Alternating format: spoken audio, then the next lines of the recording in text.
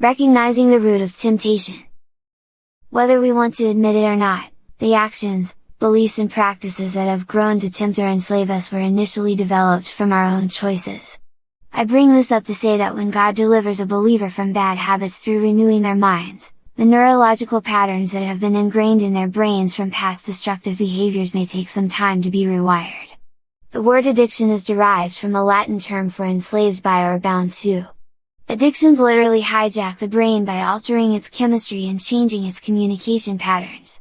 When we become addicted to a substance, practice or certain pattern of thinking, our brain adjusts to accommodate the overstimulation fueled by the obsessive compulsions.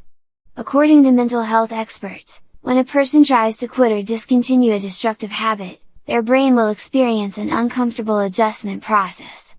Although this change is for the greater good, the person will still struggle from time to time as the brain finds a new healthy balance. Most addictions are usually bolstered in familiarity, and even if a person is willing to change and allows God to transform their mindset, triggers of their past behaviors can tempt them to relapse into old habits. Let's take a look at what the Bible says about temptation.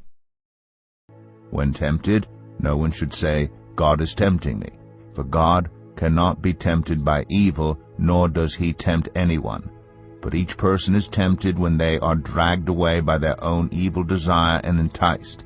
Then after desire has conceived, it gives birth to sin, and sin, when it is full grown, gives birth to death.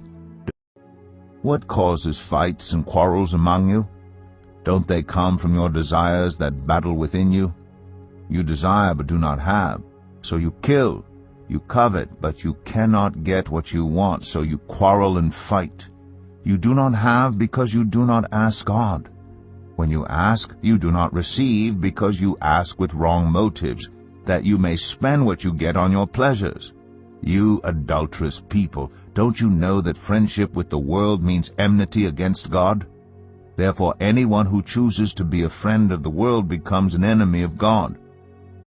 Those who want to get rich fall into temptation and a trap and into many foolish and harmful desires that plunge people into ruin and destruction.